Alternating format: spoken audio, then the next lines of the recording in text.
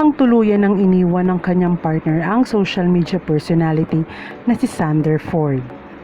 Sa pamamagitan ng Instagram stories, ibinandera ni Sander ang pamamaalam sa non-showbiz girlfriend na si Jenna Magno. Salamat sa 3 years asawa ko. Paalam at malaya ka na. Caption niya sa post. Wika pa niya, hiwalay na story, back to normal na naman tayo. Single life, single moment, find peace, find happiness. Pagkatapos niyan ay unti-unti nang ibinunyag ni Sander kung ano ang nangyari, kung bakit siya hiniwalayan ni Jenna.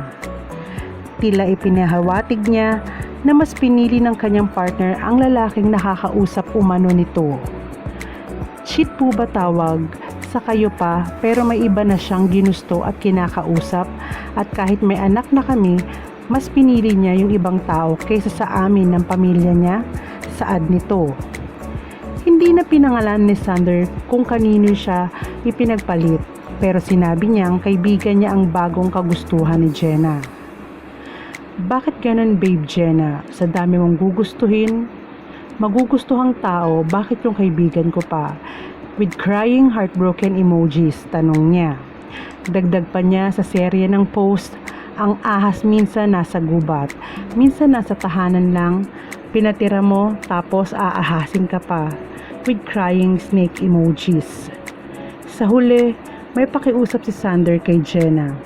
At ito ay ipahiram sa kanya ang kanilang anak na si Ceres Isaiah. Yung bata, sana ipahiram mo sa amin. Nakikiusap ako sa iyo, panawagin niya.